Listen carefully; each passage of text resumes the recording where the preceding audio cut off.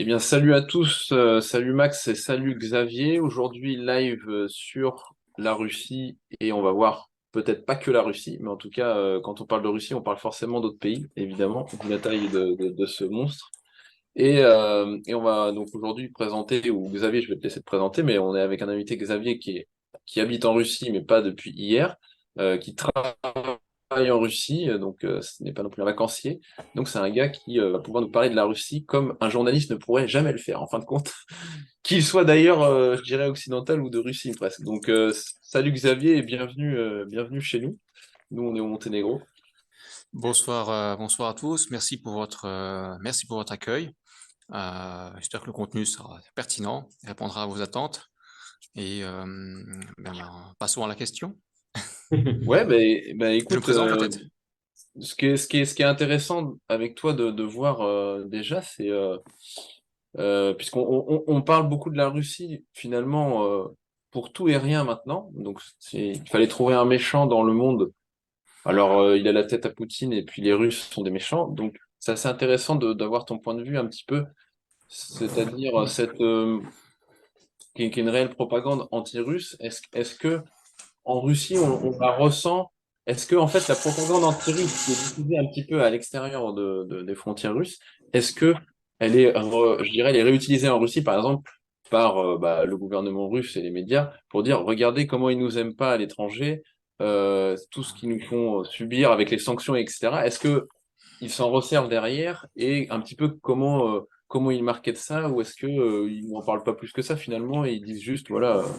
Ouais, c'était méchant, je sais pas. Comment tu vois ça, toi, de l'intérieur, un petit peu, ces grandes sanctions? C'est pas le champion des relations publiques, hein. En termes de soft power, la Russie, malheureusement. Euh, alors ils disent qu'ils s'en moquent, très bien pour eux, mais à un moment, et c'est bien aussi d'avoir une bonne, bonne approche.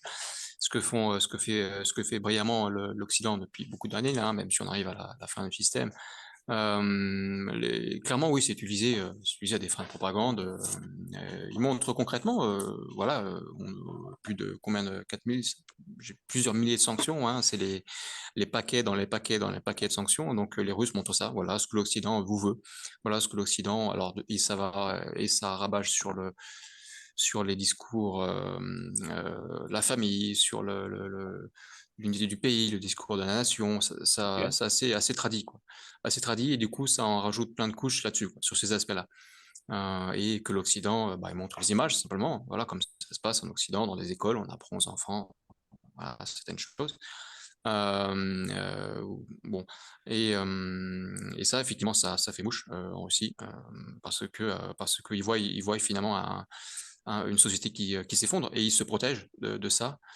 La Russie finalement crée une fracture qui est d'ailleurs plus importante que 40, enfin aussi au moins importante qu'après 45 et 91, hein, ou 91, ça dépend.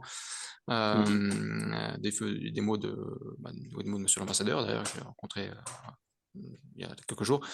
La fracture est très importante, et du coup, le discours politique est pas aussi marqué que chez nous, qui vont s'en prendre finalement finalement au peuple russe, voilà, on s'en prend au peuple russe. Chez nous, voilà, ils s'en prennent plutôt aux institutions clairement européennes, Ok. tout ce qui est supranational, tout ce qui est partenaires occidentaux, mais aux élites, voilà, aux élites. Les gens, ils essayent de mettre de côté, quoi. Mais voilà, c'est une Et- cassure durable. mais du coup, quand tu parles de sanctions, par exemple, tu parlais de 1000 sanctions. Moi, c'est vrai que j'ai jamais zoomé sur le détail des sanctions, Plusieurs mais milliers, c'est hein. vrai que ça fait beaucoup.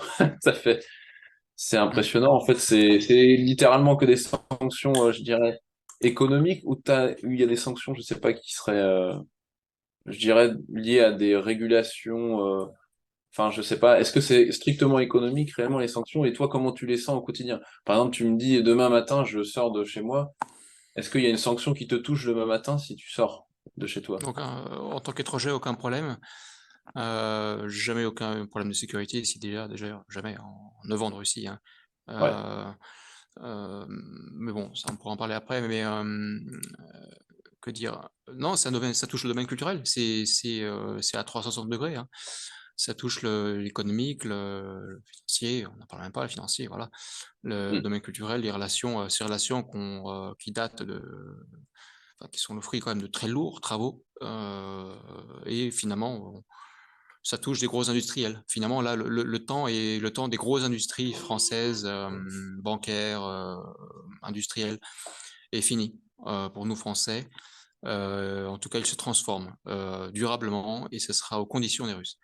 Il y a des gros transferts d'ingénierie, du coup, qui ont été obligés parce que les entreprises ont dû quitter le pays, qu'elles le veulent ou pas.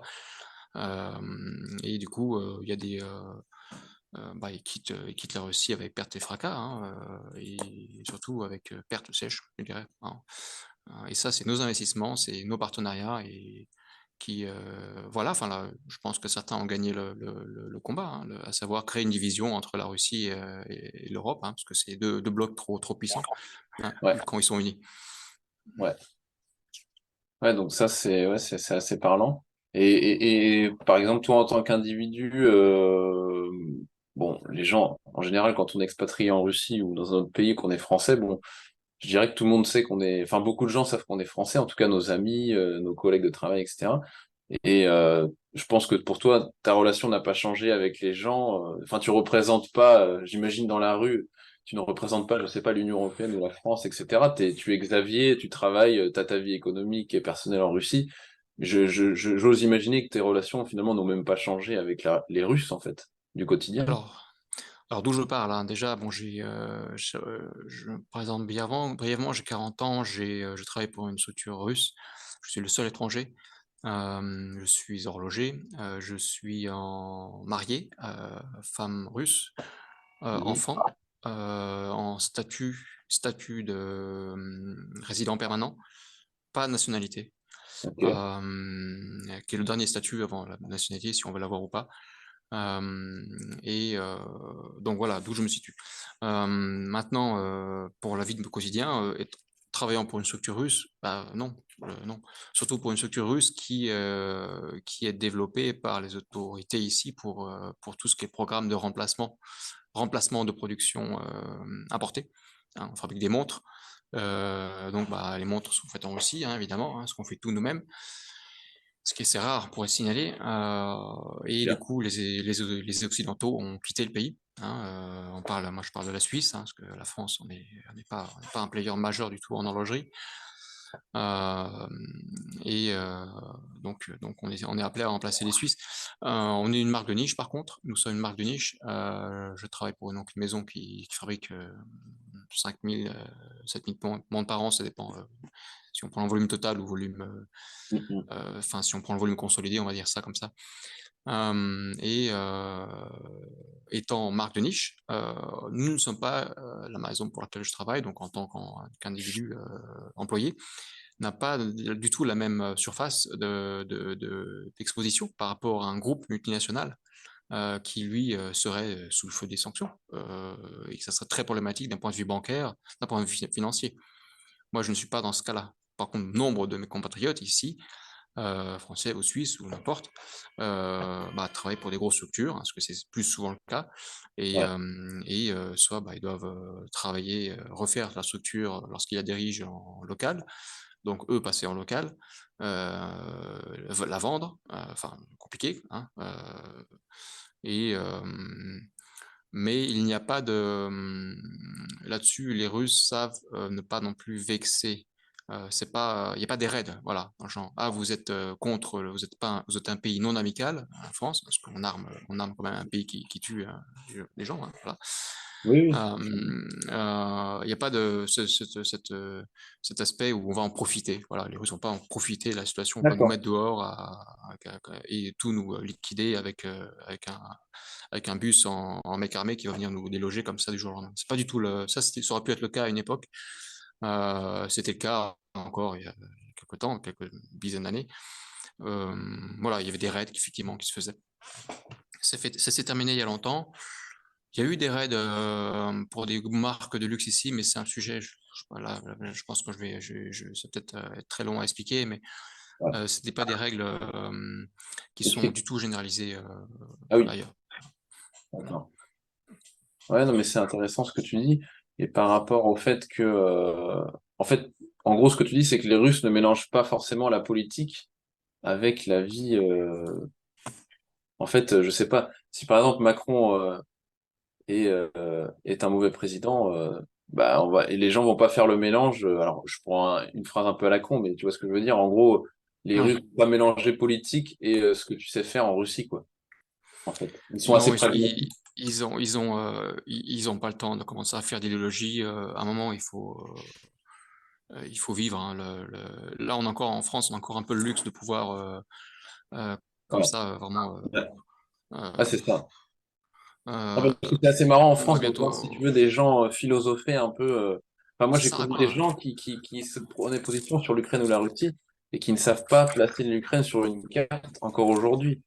Et si Mais tu veux, oui, quand je vois des gens comme ça qui sont là, oh les méchants Russes, ou si tu veux, enfin, je pense même pas que c'est une situation qui peut exister en Russie. D'ailleurs, les Russes savent placer la France sur une carte, eux, ce qui est quand même une différence déjà ouais, notoire. ça, hein, si on parle du niveau scolaire, c'est encore un autre sujet, hein. Euh, ouais, mais et puis à la fin, non, les Russes, attends, par exemple, vous connaissez une superstar, voilà, vous connaissez une superstar, elle est connue, elle est sur les plateaux, elle est je ne sais où, vous l'aimez ou pas, elle est connue. Vous dites ça aux Russes, mais le Russe va dire, ok, mais ça t'apporte quoi concrètement? Ça t'apporte un piston quelque part? T'as un contrat? Non, non, bah, dans ce cas-là, la ferme, quoi. On n'a rien à foutre, on n'a rien à cirer, quoi. Euh, Ouais, c'est Ça, c'est moins, un peu plus. Après, c'est vrai qu'à Moscou, libéraux, Saint-Pétersbourg, moins le cas, hein. Il y a un peu plus de quand même de démonstrations. Même beaucoup à Moscou, voilà. ouais, Mais sinon, les gens, enfin, bon, euh, ils sont démonstratifs, par contre, certes, mais de là à commencer à avoir des jugements de valeur, oula, ça c'est français, ça. Malheureusement, ouais, c'est une c'est réputation. resté. C'est resté Ouais. chez nous parce qu'on a, on a un passif aussi qui le permet. Voilà. Mm. D'avoir, avoir un avis sur tout. Ouais, non, c'est intéressant. Et est-ce que tu as des personnes que tu connais, toi, personnellement, bah, du coup, des Russes qui ont dû quitter la Russie, et s'ils l'ont quitté, pourquoi ils l'auraient quitté? Tu connais peut-être des gens personnellement qui ont quitté le pays récemment, après ces sanctions, quoi. Oui, oui, quand j'en connais, hein, que ce soit des Français ou des Russes ou des Français binationaux typiquement. Après, c'est une question personnelle, hein, la raison de quitter là, actuellement, surtout après le 24 février. Il y a des raisons, ils ont leur raison en tout cas, de pas vouloir y aller, quoi. Enfin, en tout cas, de pas vouloir être mobilisé. D'accord.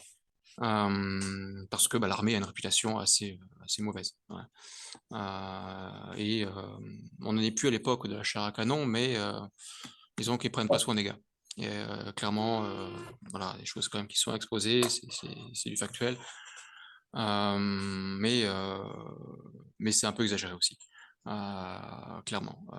Disons que c'est une structure à part et c'est vrai qu'il y a des compromis à faire pour quelqu'un qu'une classe libérale moyenne supérieure moscovite. Bah, ces gens, ils ont les moyens, donc ils partent, ils ont le choix.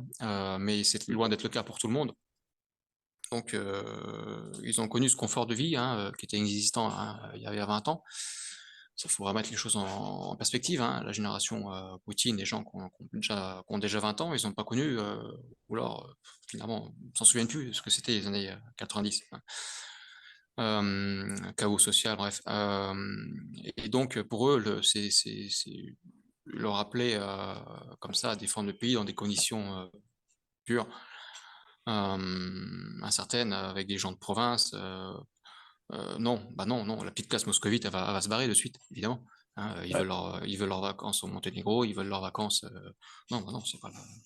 C'est évident, ils vont partir, quoi. Ils sont partis. ouais, non, c'est clair. Bah, je te dis ça parce que c'est vrai que j'ai vu un petit peu j'ai analysé un peu les spots russes, on va dire. Donc là, je vais pas parler de spots de vacances, mais plutôt de spots de fuite. Et effectivement, il y a quatre destinations qui sortent beaucoup du lot pour les Russes, c'est Serbie, Monténégro, Turquie et, euh, et je crois Géorgie en quatrième, je sais plus. Euh, Ouais. Le et Géorgie, la Géorgie pour ceux qui ont un peu d'argent et l'Ouzbékistan, le Tadjikistan pour ceux qui en ont un peu moins. Voilà. ouais. Ouais. Donc, Ouais, mais c'est vrai que si tu veux, nous, ça a eu des impacts. En fait, parce que comme je disais, la Russie est liée en fait, aujourd'hui, on parle de la Russie pour des impacts plutôt négatifs à l'Ouest, c'est-à-dire, oui, vous payez du gaz trop cher parce que Poutine est méchant, vous payez ceci trop cher parce que les Russes sont méchants, etc. Donc, une belle manipulation pour cacher des phénomènes d'augmentation de prix qui ne sont même pas liés à la Russie. Pour moi, connaître le domaine de l'énergie et savoir que, par exemple, une ville comme Paris, en réalité, se chauffe avec des énergies qui sont particulièrement loin d'être produites en Russie. Par exemple, je peux t'en donner un exemple, mais il y a des énergies qui sont produites au niveau pour le chauffage de Paris, qui sont justement la combustion de déchets qu'on produit nous-mêmes, nous les Français, tu vois. Et donc bref, si à cause des Russes les déchets augmentent à brûler, je trouve ça un peu bizarre. Donc il y a un certain nombre de trucs qui sont dit, voilà, c'est la faute à la Russie, etc. En tout cas, nous ici au Monténégro et en Serbie, ces événements malheureux ont créé des tensions sur les marchés immobiliers qui sont grandes. C'est-à-dire qu'à Belgrade, par exemple, puisque avant le spot, si tu veux, pour les Russes, c'était plutôt le Monténégro en priorité. Qu'à- Depuis en fait l'indépendance même du Monténégro, Poutine avait donné à l'époque des bons signaux, il avait facilité les démarches administratives pour les Russes pour aller au Monténégro investir et tout ce qui est toujours un impact aujourd'hui qui est réel, puisque entre 40 et 50% des propriétés immobilières sont détenues par des Russes encore aujourd'hui au Monténégro. Mais euh, avec cet événement malheureux entre l'Ukraine et la Russie, c'est vrai que les Russes sont partis aussi massivement en Serbie. Je crois que juste cette année, ce qui n'est pas rien, 170 000 Russes et Ukrainiens mélangés, j'ai pas la proportion exacte entre les deux, sont venus s'installer en Serbie. Donc ils ont des cartes de résidents. Je te parle même pas de ceux qui sont encore pas enregistrés et qui sont un peu comme des touristes, un peu à l'arrache. Donc on peut estimer facilement à 200 000 habitants en plus que la Serbie a pris, ce qui est énorme pour un pays de 8 millions d'habitants. Et c'est comme si tu rajoutes une grande ville en Serbie, quoi. Donc c'est enfin une ville moyenne. Et donc ils sont arrivés massivement à Belgrade, mais j'en ai vu même dans les provinces, dans les villages, etc., des plaques russes, donc qui viennent avec leur voiture, hein. Et puis certains, évidemment, louent des voitures. On croit que c'est des plaques serbes, mais en fait, à l'intérieur, c'est un pilote russe ou ukrainien. Mais ils ont vraiment eu un impact fort sur le marché à Belgrade, puisque bah, les étudiants ont des difficultés à se loger maintenant à Belgrade de Ouais. façon massive, puisque Belgrade, c'est là où tu as toutes les facultés, les universités, etc. En tout cas, une grosse partie. Et aujourd'hui, on a ce marché donc, qui a vraiment monté. Donc, tant en marché immobilier, donc je parle de l'achat et la vente, et puis pour la location. Et ce phénomène qu'on avait au Monténégro, où les Russes étaient plutôt sur une tendance, voilà, on avait une tendance plutôt à la baisse, et là, ça a repris à la hausse. En fait, je crois que c'est directement lié même à l'appel que tu disais du 24 février, que là, ça a été radical. Et tu parles de cette classe moscovite qui bah, veut conserver son style de vie occidental, qui bah, a trouvé, oui, effectivement, quelques destinations comme Belgrade ou le Monténégro pour garder un style de vie, je dirais, qu'on peut estimer de correct par rapport à leur classe sociale, mais en tout cas d'avoir quelque chose de cool. Et donc, c'est ce qui se passe. Alors, je sais pas combien de temps ça va durer. Ouais. Personnellement, je sais pas ce que tu en penses, le conflit Ukraine-Russie, moi je pense qu'il peut durer bien plus longtemps qu'on le pense, parce que j'ai l'impression qu'il y a des intérêts des deux côtés pour que ça dure. En fin de compte, je sais pas. Mais peut-être que toi tu as une vision différente, mais c'est pas évident, c'est un peu de jouer aux cartes, là. Ouais, de toute façon, je sais pas, c'est pas mon domaine, hein. Je sais pas, comment ça s'appelle là, le Durakovlev, là, le général Yakovlev là sur les plateaux télé, là. On appelle ça le Durak. What. Donc non, enfin, ça va durer très longtemps. Oui, effectivement, c'est parti pour durer un moment. Euh, et mais mais je pense que les fondements de l'UE va arriver avant, quoi.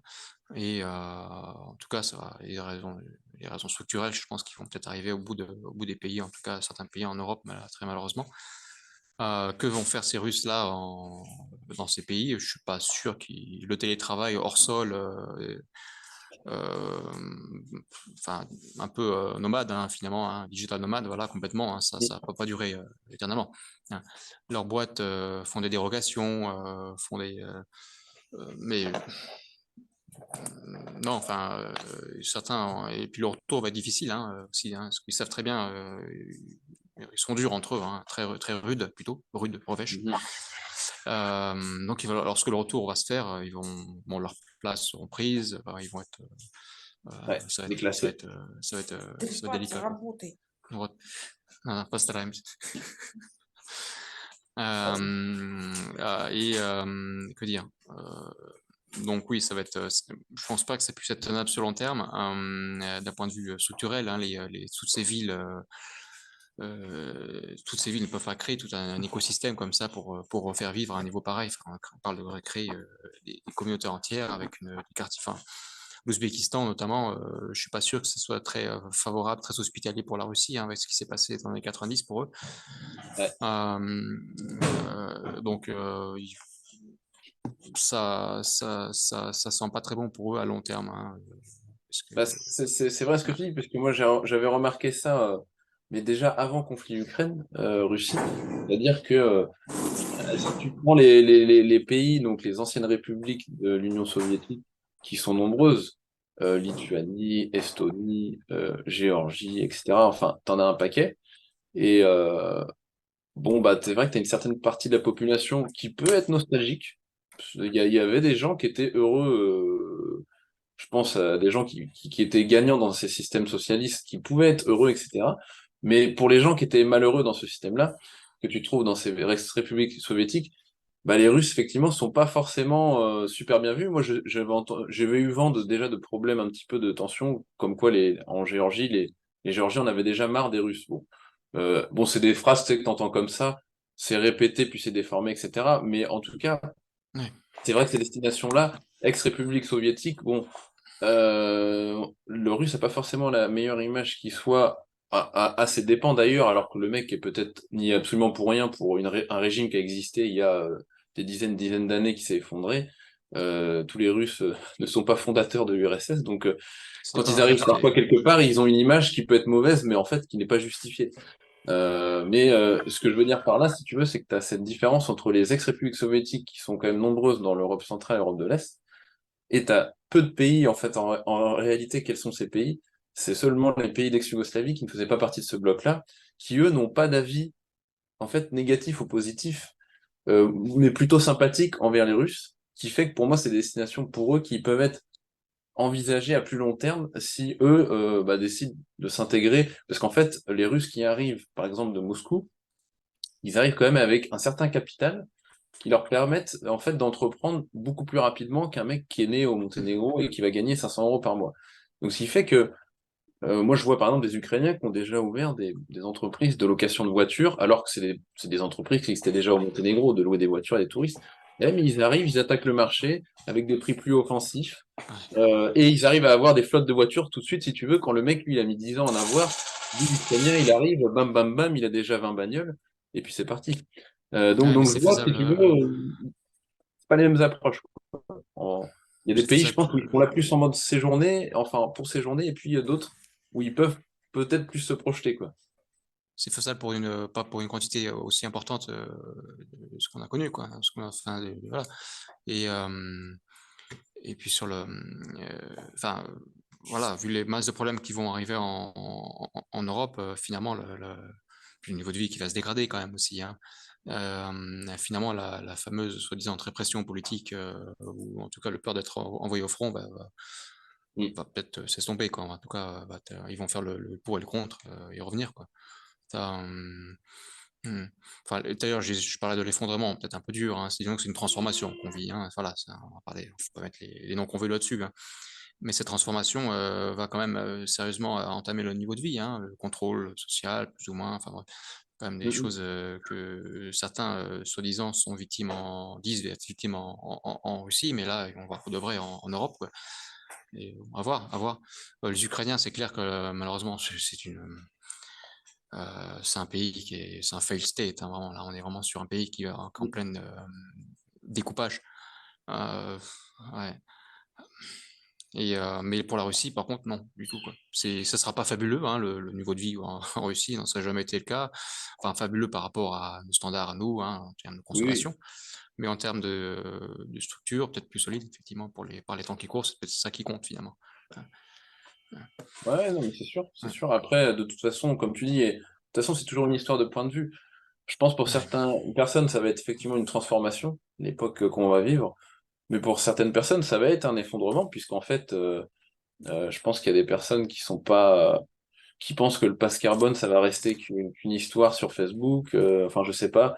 Moi, je suis pas convaincu de tout ça. Je pense qu'il y aura des restrictions qui vont être ouais, durables sur les citoyens de base. Et en fait, les petits voyages comme ça, avec un billet à 500 balles pour aller à Johannesburg en Afrique du Sud, alors que les mecs partent même pas en vacances dans leur région en France, bah, ils vont vite redécouvrir la France, certains, parce que, à mon avis, ça va être fini, tout ça, ces grands trajets avec les fameux passes carbone. même Et pour ça, c'est les, juste un exemple, mais même pour se je vois déplacer en qu'en voiture, ça va être Chine, compliqué. bah, sans voiture, c'est compliqué. Même en voiture, Apparemment, ça va être. l'électrique serait la solution magique, hein, apparemment. C'est la Oui, oui, solution magique. c'est Peut-être ça. que c'est Nikola Tesla qui va envoyer tout ça gratuitement, je sais pas. Ouais, Comme- on va trouver une arme magique là, comme les Allemands à une époque. C'est ça, ouais. On peut toujours attendre. Non, enfin, de toute façon, il faut il faut masquer cet effondrement au niveau de vie, hein, un peu. On met un pass ici, un pass là, et puis Ouais, c'est ça. voilà. Enfin, ouais.